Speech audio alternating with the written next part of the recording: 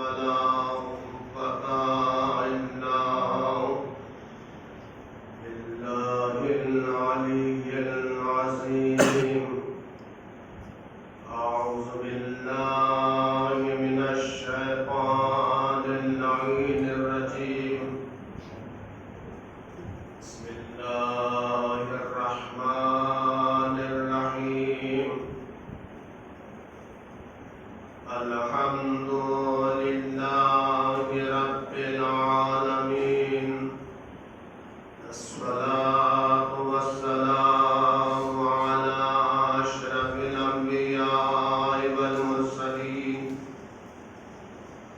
سيدنا ونبينا وشفيعنا ومولانا بالقاسم محمد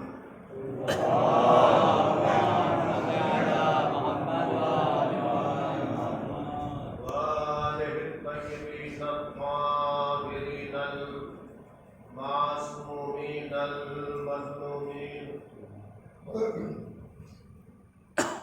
أما بعد، فقد قال الله تعالى في كتابه المبين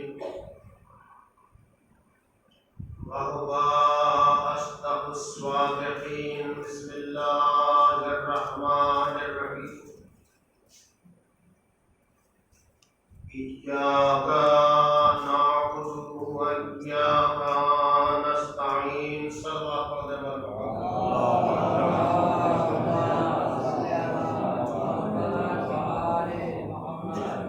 تمام محترم سامعین سے دستبستہ گزارش ہے کہ 3 مرتبہ صلوات اور 1 مرتبہ سورہ الحمد اور 3 مرتبہ سورہ قل کی تلاوت کرنے کے بعد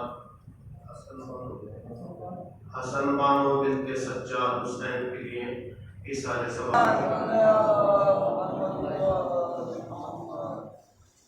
عزیزان گرامی،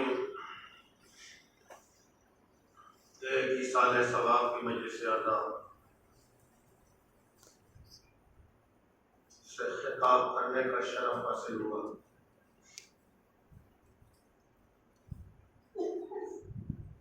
میرے عزیزوں، مرحومین کے لیے انسان جتنا بھی ایصال ثواب کرے اتنی ہی اعلیٰ عبادت ہے.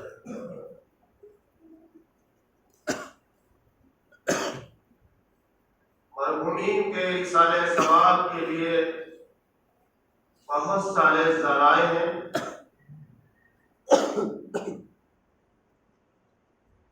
اور مومنین اپنے اپنے انداز میں اپنے اپنے طریقے سے اپنے مرحومین کو ایصال کرتے رہتے ہیں. مثال کے طور پر کوئی مندہ مومن کسی پیاسے کو پانی پلائے، کیونکہ قیامت کے دن سوال ہوگا کیا تم نے کسی بھوکے کو کھانا کھلایا؟ کیا تم نے کسی پیاسے کو پانی پلایا؟ اب میرے عزیزوں، مثلا اگر آپ کسی بھوکے کو کھانا کھلا رہے ہیں، بہترین عبادت کا شرف حاصل کر رہے ہیں. اب یہ چاہیں آپ کہ میں اس میں اپنے بزرگان کو ایصال ثواب میں شریک کروں، تو آپ ان کو اس میں شریک کر سکتے ہیں. اس طرح شریک کر سکتے ہیں کہ پروردگار عالم، میں نے اس بندے مومن کے لیے جو خدمت انجام دی ہے، پروردگار اس میں تو نے جو بھی اجر معین کیا ہے، پروردگار میں اس اجر کو اپنے مرحومین کو ایصال ثواب کرتا ہوں اور تمام مرحومین کو ایصال ثواب کرتا ہوں. اس کا اجر آپ کو، آپ کے مرنے والے کو نہیں ملے گا، ملے گا. جس طرح سے ہم اور آپ تبرک لا کے مجلس اعضا برپا کرتے ہیں، تو کیا اس تبرک کے تقسیم کرنے کا کیا ثواب نہیں ملے گا؟ ملے گا۔ اور اسی تبرک کے ساتھ ساتھ اگر کوئی ذکر اہل بیت کر رہا ہے، آپ اسی ذکر اہل بیت میں اگر کوئی عطیہ پیش کر دیں، کوئی ہدیہ پیش کر دیں، کیا اس ہدیے کا اجر ان مرحومین کو نہیں پہنچے گا؟ پہنچے گا۔ چونکہ جو بھی آپ کار خیر کر رہے ہیں، مرحومین کے لیے قرآن تقسیم کرا رہے ہیں، مجلس اعضا کر رہے ہیں، یا آپ کوئی بھی چیز خدا رسول کی راہ میں ایصال کر رہے ہیں، میرے عزیزو، ان تمام کار خیر کا اجر مرنے والے کو ملے گا۔ بس شرط یہ ہے کہ نیت ہماری بالکل ٹھیک ٹھاک رہے۔ اگر ہماری نیت صحیح ہے تو ہمارے تمام اعمال قبول ہیں۔ اب میرے عزیزوں، تمام جوانوں کے ذہن میں بھی یہ سوال آتے ہوں گے، اور بہت لوگوں کے ذہن میں یہ سوال آتا ہوگا کہ پتہ نہیں ہماری نماز، ہم نے جو صبح نماز پڑھی تھی، وہ نماز قبول ہوئی یا نہیں ہوئی۔ انسان چاہتا ہے کہ جو کچھ بھی ہم کار خیر کر رہے ہیں کچھ اس کا آج ہمارے سامنے آئے تو سبحان اللہ ہوتی ہے، سب کی خواہش ہوتی ہے کہ یہ جو کچھ بھی ہم نماز پڑھ رہے ہیں، اس کا آج اللہ کی بارگاہ میں ملنا چاہیے، اور یہی دعا ہے کہ پروردگار عالم اس کا صلہ ہمیں آخرت میں ضرور حاصل ہو۔ تو یہ تمنا ہوتی ہے کہ ہماری نمازیں قبول ہوئی یا نہیں ہوئی۔ تو میرے عزیزو، اگر انسان مومن ہے، اگر وہ نفاق نہیں رکھتا، حسد نہیں رکھتا، بغض نہیں رکھتا، اور غرور تکبر اس کے اندر نہیں ہے، معاملات اس کے بالکل درست ہے، تو اب اسے کسی سے پوچھنے کی ضرورت نہیں ہے کہ میری نماز قبول ہوئی یا نہیں ہوئی۔ ارے تم تو قبول کرنے کی بات کر رہے ہو، اللہ نے تمہاری نماز کو معراج بنا دیا۔ کیوں؟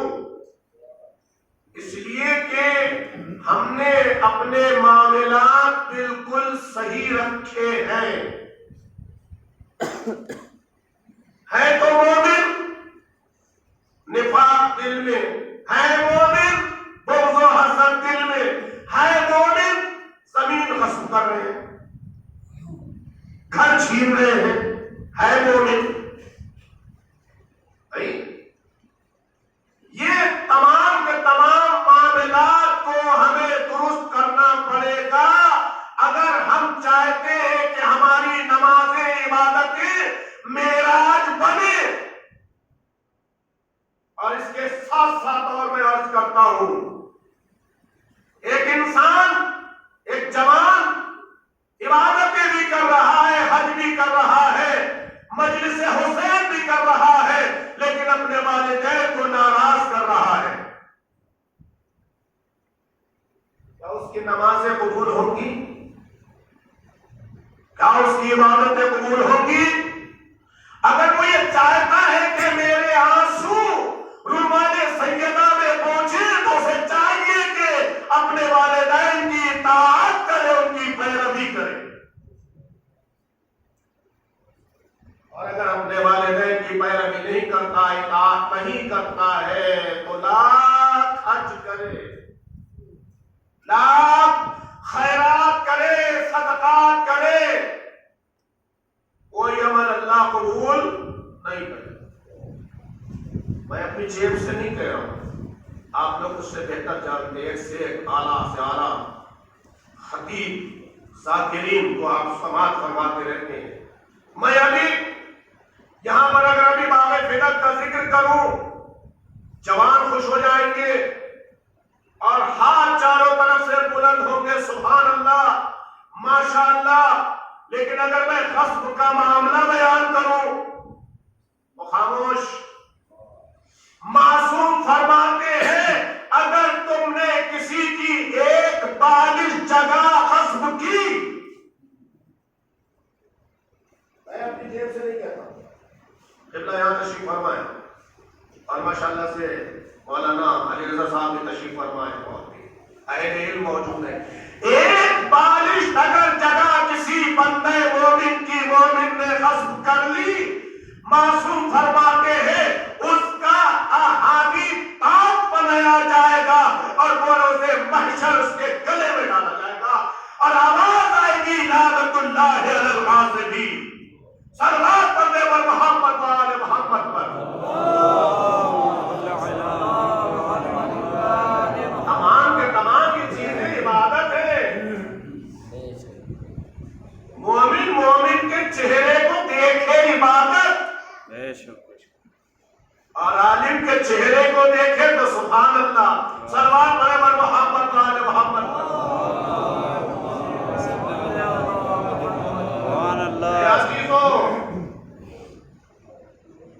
عبادت الہی پروردگار کا ایک اہم فریضہ ہے جس کو قبول کرانے کے لیے ہمیں اپنے آپ کو بہت صحیح کرنا پڑے گا، اپنی زندگی کے اصول بدلنا پڑیں گے.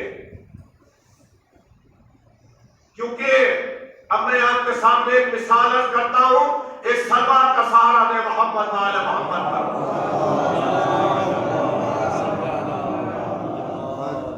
میرے عزیزو، ایک بچہ کسی مکتب میں، کسی اسکول میں، کسی یونیورسٹی میں جب وہ ایڈمیشن لیتا ہے تو وہاں کے پرنسپل ان کے وارث کو، ان کے والد کو، ان کے والدین کو اپنے ادارے کے قوانین بتاتے ہیں.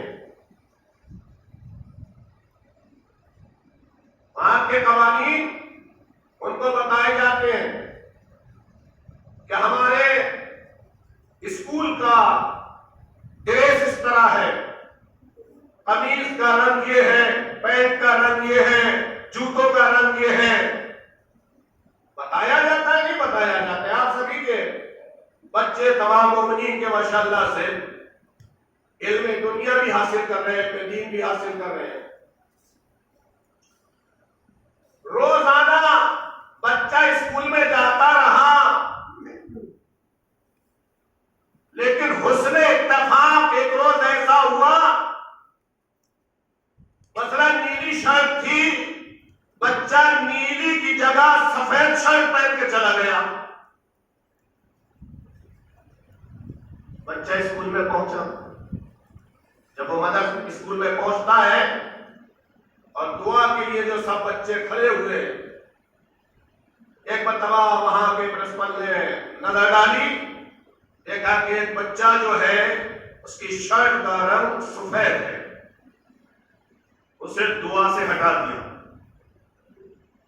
کہا تم کمرے میں بیٹھو. متوجہ ہے نا؟ میرے عزیزو، جب اس بچے کو الگ ہٹا دیا گیا، دعا ہوئی، وہاں کے اصول و قوانین پورے کیے گئے. اب بچہ کہتا ہے کہ سر مجھے کلاس میں بیٹھنے دیجیے. تم کلاس میں نہیں بیٹھو گے. کیوں؟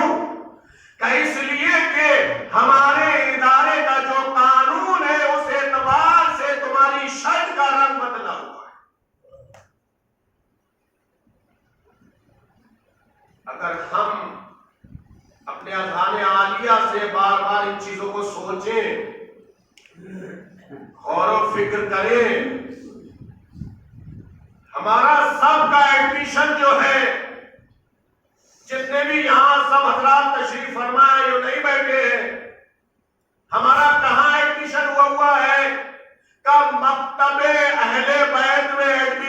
چھپا ہوا ہے. کہاں؟ مکتب اہل بیت میں. میرے عزیزو آپ دیکھیں قرآن مجید جو ہے وہ ایک قانون کی کتاب ہے جس میں مذہب اسلام کے تمام قوانین لکھے ہوئے ہیں. قرآن نے بڑھ کے آواز دی ذالک الکتاب لا ریب فیہ کہ یہ کتاب وہ کتاب ہے کہ جس میں شک و شبہ کی گنجائش نہیں ہے. ھدی للمتقین الذین یؤمنون بالغیب کہ یہ کتاب خدا ان لوگوں کے لیے ہدایت کی کتاب ہے جو متقی ہے، پرہیزگار ہے.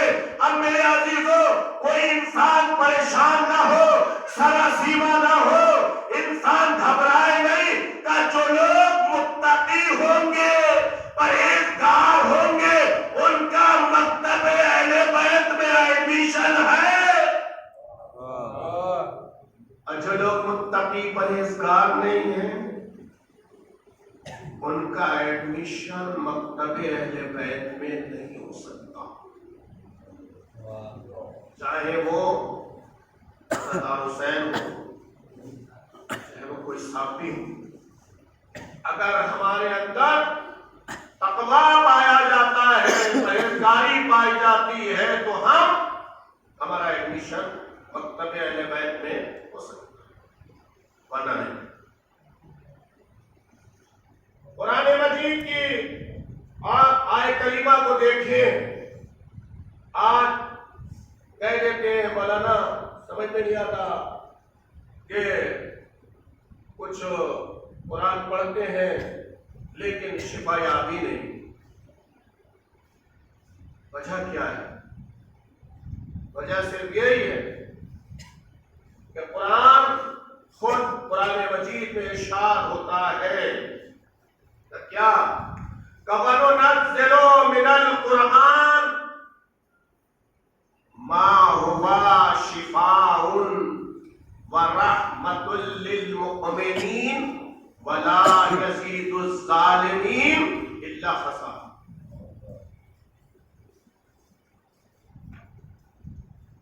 بار بار بہت سے لوگ پریشان ہوتے ہیں، لوگ دوڑ لگاتے ہیں کہ وہاں سے تعویذ لایا جائے، فلاں سے تعویذ لیا جائے اور ہمیں شفا یابی مل جائے.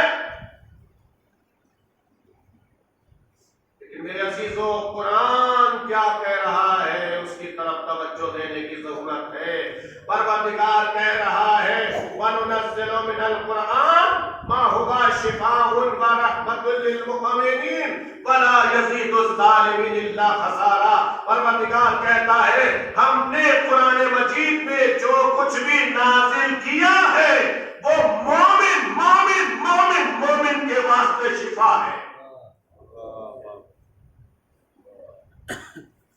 کس کے واسطے شفا ہے؟ مومن کے واسطے. منافق کے لیے نہیں ہے شفا، حاسد کے لیے نہیں ہے، کاذب کے لیے نہیں ہے، عاصب کے لیے نہیں ہے. سلوات پڑھنے پر محمد وآل محمد پر وَلَا يَزِيدُ الظَّالِمِينَ إِلَّا خَسَارًا. جو لوگ ظالمین میں سے ظلم دکھاتے ہیں ان کو خسارہ ہے، ان کے لیے نقصان ہے. میں چاہوں کہ میں پورا قرآن مجید گلے میں ڈال دوں اور میں شفا یاب ہو جاؤں، تک کہ اپنے آپ کو ہم نہیں ٹھیک کریں گے اس وقت تک قرآن مجید سے شفا ملنے والی نہیں. اگر ہمارے اعمال، ہماری عبادتیں، ہمارے معاملات اگر ٹھیک ٹھاک ہیں تو ہماری عبادتیں معراج ہے. صلوات پڑھنے پر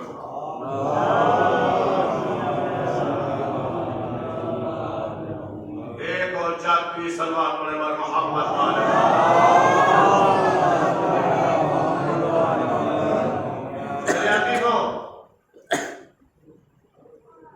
ہمیں چاہیے کہ ہم تقوی الہی اختیار کریں. پرہیزگاری اختیار کریں، گناہوں سے اپنے دامن کو بچائیں، بہترین عبادت۔ ہم بھی کہتے ہیں آپ، ہو سکتا ہے جوانوں کے ذہن میں بھی، بچوں کے ذہن میں بھی یہ بات آتی ہے کہ کاش ہم کربلا کے میدان میں ہوتے،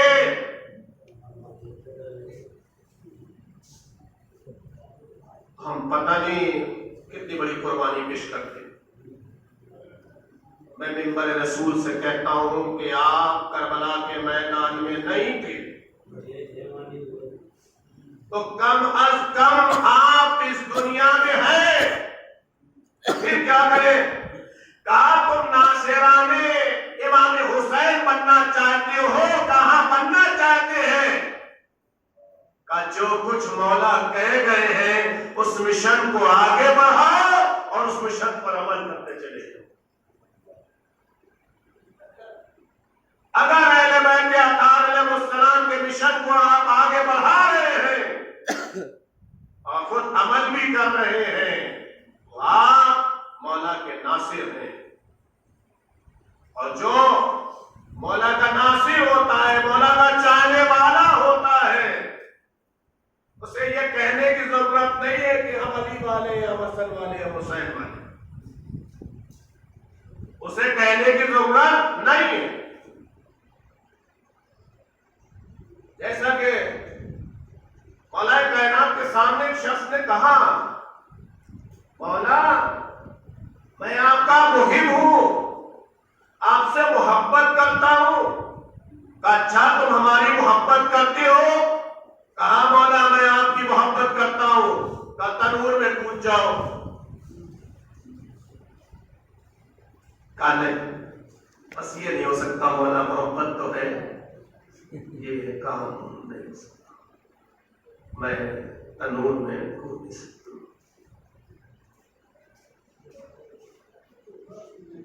ابھی گفتگو ہو ہی رہی تھی، میرے مولا نے کہا دیکھو وہ سامنے سے گرد و غبار اٹھ رہا ہے، کہاں نظر آیا کہ ہاں؟ مولا نے کہا دیکھو وہ ہے میرا چاہنے والا، وہ ہے میرا چاہنے والا۔ اچھا، قریب آیا، مولا کو سلام کیا، مولا نے سلام جواب دیا، مولا نے کہا اس تنور میں کود جاؤ، فوراً کود گئے، تنور کو ڈھک دیا گیا۔ صلوات پڑھیں محمد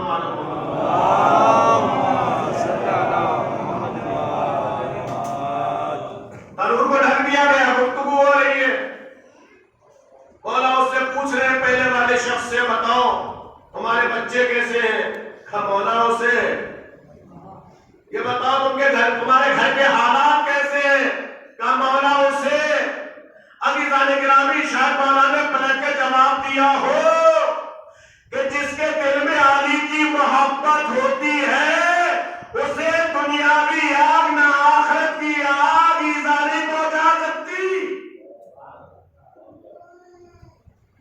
مولا نے تو تنور کھولا، کیا دیکھا کہ ہارون مکی ہے، ہارون مکی ہے، قرآن مجید کی تلاوت کر رہے ہیں، صلوات پڑھنے پر محبت پر محبت پر۔ میں نے زیادہ وقت تو نہیں لیا، کڑوی باتیں ضرور ہیں، لیکن عرض کرتا ہوں کہ حکامہ کا کہنا یہ ہے الدواء مر، کیا کہا؟ الدواء مر، دوائی کڑوی لیکن مفیدۃ، لیکن فائدے مند بہت ہوتی ہے۔ عزیزان گرامی، اسی طرح سے الحق مر، حق کڑوا ہوتا ہے لیکن مفیدۃ، لیکن فائدے مند بہت ہوتا ہے۔ کتنا فائدے مند ہوتا ہے؟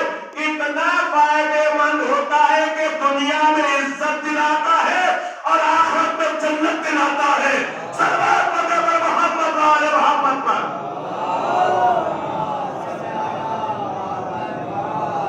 نعرہ حیدری۔ اب باتوں میں کڑواہٹ بہت ہوتا ہے،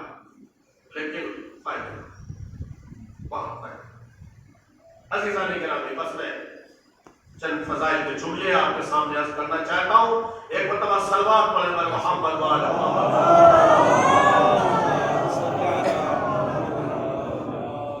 اختصار کے ساتھ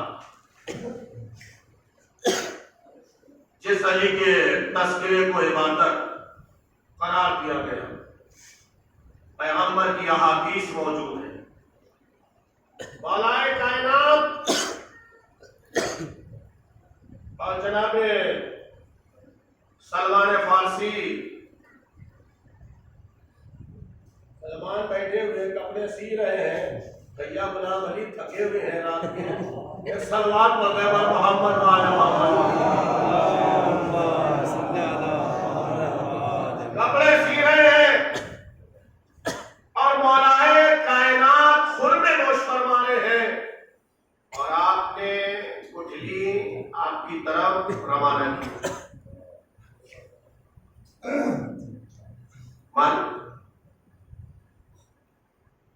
جناب سلمان کے جب گٹھلی لگی تو آپ نے کہا یا علی تمہارا سنے صغیر میرا سنے کبیر.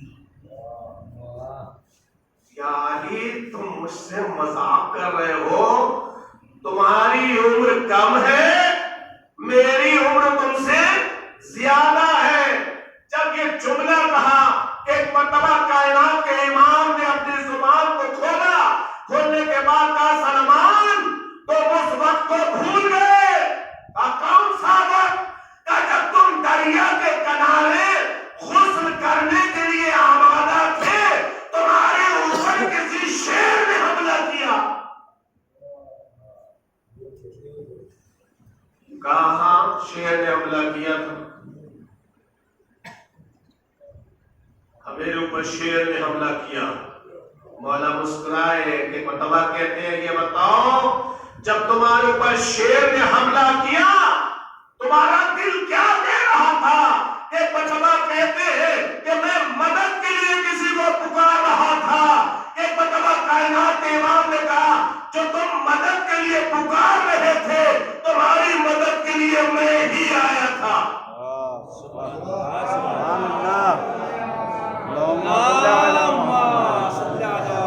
اچھا میری مدد کے لیے آئے تھے؟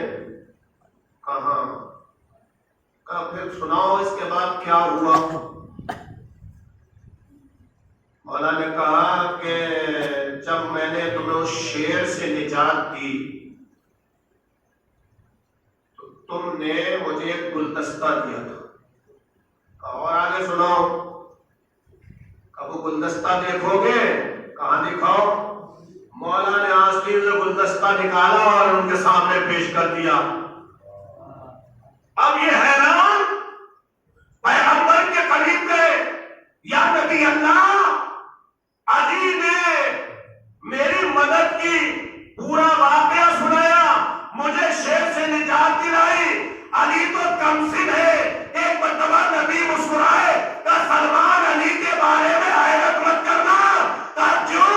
کیا تمہیں نہیں معلوم؟ ارے جب میں معراج پہ گیا تھا تو میں نے کسی کا ہاتھ دیکھا اور جب میں معراج سے آیا علی مجھ سے پہلے آ گئے اور علی نے کہا یا نبی اللہ معراج کا واقعہ میں سنا ہوں یا تم سنا؟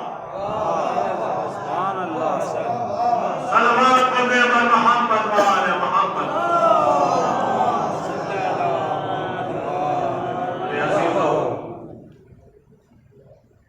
ہم مولا علی کے ماننے والے ہیں کائنات کے امام کے چاہنے والے ہیں جن کا ذکر بیان کرنا عبادت ہے جن کا ذکر سننا عبادت ہے. چاہے وہ نثر میں بیان کیا جائے چاہے وہ نظم میں بیان کیا جائے کسی طرح بھی اہل بیت اطہار علیہ السلام کا ذکر بیان کیا جا رہا ہے اس کا سننا بھی عبادت بیان کرنا بھی. میرے عزیزوں لیکن تاریخ اسلام گواہ ہے دشمنوں نے ظالموں نے آپ کے ڈال کو سکون سے رہنے نہیں دیا. مومنہ کی ایصال ثواب کی مجلس عطا، پروردگار عالم پر امت کی مغفرت فرمائے اور لوالدین کو، اہل خاندان کو، برادران کو صبر جمیل عطا کرے پروردگار عالم۔ جانا سب کو ہے، لیکن جانے کے بعد ہر بندے مومن کو، ہر مسلمان کو دنیا سے رخصت بھی ہونا ہے، اللہ کی بارگاہ میں حاضر بھی ہونا ہے۔ جب حاضر ہونا ہے تو اللہ کی بارگاہ میں جب حاضر کیا جائے گا انسان، تو جب اللہ کی بارگاہ میں جانا ہے تو کچھ لے کر اور دعا کرنا چاہیے ہر وقت، ہر نماز میں، پروردگار دین اور ایمان کی موت دینا۔ جب ہم اس دنیا سے جائیں تو ہمارے دل میں محبت اہل بیت اور ہمیں سید الشہداء باقی رہے۔ میں بھی بڑی آسانی سے کہہ گیا، آپ نے بھی بڑی آسانی سنا، لیکن میرے عزیزان گرامی، جو موت کا جو منظر ہوتا ہے، جو بزرگان ان کے سامنے ہوتے ہیں، جو لوگ موت کا منظر دیکھتے ہیں، میرے عزیزوں، وہ انسان جو اپنی طاقت پہ ناز کرتا تھا، وہ انسان جو اپنی خوبصورتی پہ ناز کرتا تھا، جو اپنی مالداری پہ ناز کیا کرتا تھا، وہ انسان جو اپنے خاندان پہ تکبر کیا کرتا تھا، آج اس انسان کے اندر اتنی طاقت نہیں ہے کہ وہ پیروں کے بل کھڑا بھی ہو سکے۔ سب سے پہلے طاقت پیروں سے ختم ہونا شروع ہو جاتی ہے، اور مرنے والے کی کیفیت اللہ اکبر، اللہ اکبر۔ کبھی پیر اٹھاتا ہے، کبھی زمین پہ مارتا ہے، کبھی اس کروٹ کہتا ہے، کبھی اس کروٹ کہتا ہے۔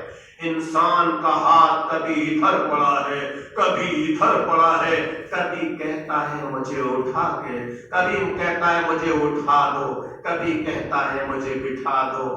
عزیزان گرامی، وہ زبان جو بہت زیادہ قینچی کی طرح چلتی تھی، آج وہ اتنا مجبور ہو گیا کہ وہ اپنی زبان سے یہ بھی نہیں کہہ سکتا کہ یہ جو مجھے پلایا جا رہا ہے، دودھ پلایا جا رہا ہے، لیکن اندر سے اس کی طبیعت پانی کو کر رہی ہے، لیکن اپنی زبان سے بولنے کی طاقت نہیں رکھ سکتا۔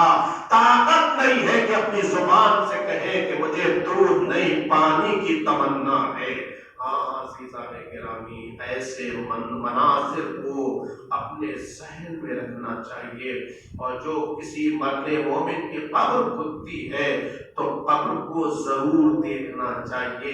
یہ معصومین کی سنت ہے کہ معصومین عبادتیں جب کیا کرتے تھے تو اپنی بغل میں، اپنے پہلو میں قبر کھود لیا کرتے تھے، اور وہ ہم جیسے گناہگار انسانوں کو متوجہ کیا کرتے تھے۔ دیکھو آج ہم اس دنیا میں ہیں، کل ہمیں اس قبر میں جانا ہے۔ اپنے چاہنے والوں کو میسج دیتے تھے معصومین کہ دیکھو اب اس دنیا میں ہے اور اس کے بعد اس قبر میں جانا ہے۔ تو میرے عزیزوں، نہ کوئی دنیا میں رہا نہ رہے گا، صرف ایک ہمیں سید الشہداء ہے جو انشاءاللہ تعالی کل بھی برپا ہو رہا تھا، آج بھی بیان کیا جا رہا ہے، قیامت تک ہمیں سید الشہداء بیان ہوتا رہے گا۔ عزیزان گرامی، موت کا ذائقہ کسی نے نہیں بتایا، صرف ایک ہی شہداء کی فہرست میں تھا جس کا نام جناب قاسم ہے۔ عزیزان گرامی، جب جناب قاسم بار بار کہتے ہیں کہ مجھے میدان میں جانے کی اجازت دے دیجئے، عزیزان گرامی، تو حسین یہی کہتے ہیں میرے لال تم تو میری بھائی کی نشانی ہو۔ میرے عزیزوں، ہمارے اور آپ کے بچے جب پردیس میں جاتے ہیں تو تمام مومنین اپنے اپنے بچوں کی سلامتی کے لیے ان کے بازو میں امام ضامن باندھتے ہیں، لیکن عزیزوں قاسم کے بازو میں امام ضامن نہیں باندھا گیا تھا، بلکہ پوری شہادت کا پیغام لکھا ہوا تھا۔ عزیزان گرامی، حسین کہتے ہیں یہ بتاؤ میرے لال، تم موت کو کیسا سمجھتے ہو، موت کا ذائقہ تم کیسا مانتے ہو؟ کہا شہد سے زیادہ شیریں سمجھتا ہوں۔ عزیزان گرامی، وہی جناب قاسم ہے کہ جن کو جو گھوڑے پہ سوار ہوئے میدان میں پہنچے، حملہ شروع کیا۔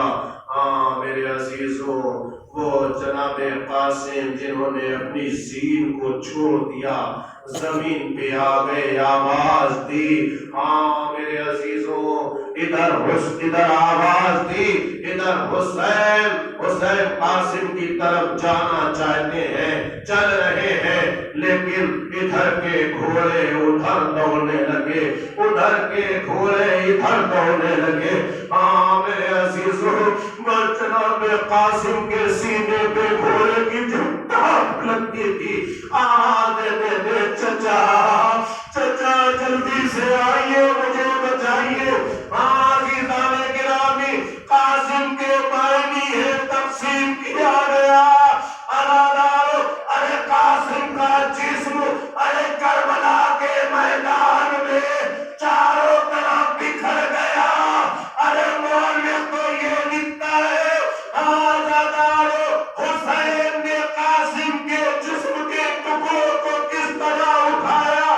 تاریخ لکھتی ہے کہ جس طرح سے ایک مالی صبح سویرے اپنے دامن میں ایک پھول کو اٹھاتا ہے، حسین بھی ایک ایک ٹکڑے کو اٹھا رہے تھے، ہر ٹکڑے پہ کہہ رہے تھے، ہائے قاسم، ہائے قاسم، ہائے قاسم۔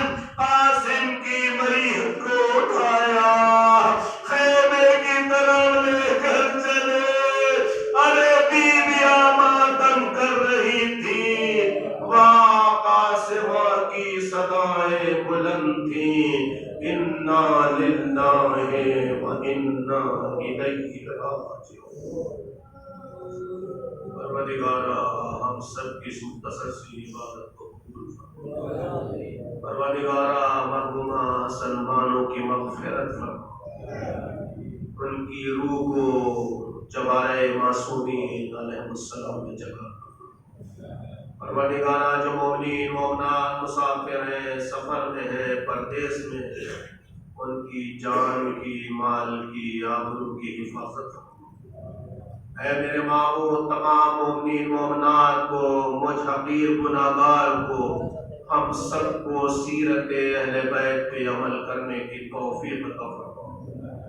تمام مومنین مومنات کو بغض سے، حسد سے، کینے سے، غیبت سے، غصب سے تمام مومنین مومنات کی حفاظت فرما۔ ہم سب کی عبادت کو قبول فرما۔ جو مقروض ہیں از غیر سے، ان کے قرضے کی مشکلات کو آسان فرما۔ جو مومنین مومنات مسافر ہیں، سفر میں ہیں، پردیس میں ہیں، ان کی جان کی، مال کی، آبرو کی حفاظت فرما۔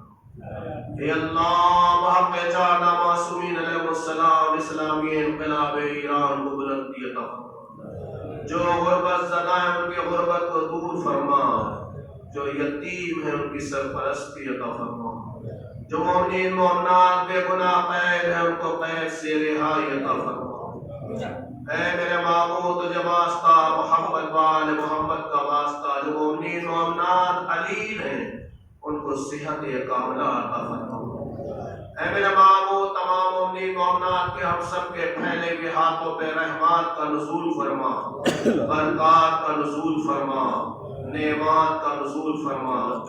اے اللہ، ہم سب کی اس مختصر سی مجلس عزا کو قبول فرما۔ میرے معبود، جو اشک تمام مومنین کی آنکھوں سے جاری ہوئے ہیں ان کو رومال سیدہ میں جگہ عطا فرما۔ اللہ امام زمانہ کے سلوک میں تاکید فرما، ہم سب کے اعمال کو اصلاح کرنے کے امام کے سپاہی بن سکیں۔ وآخر دعوانا ان الحمد للہ رب العالمین۔ مرحومہ کے لیے ایک سورہ فاتحہ اور عیسیٰ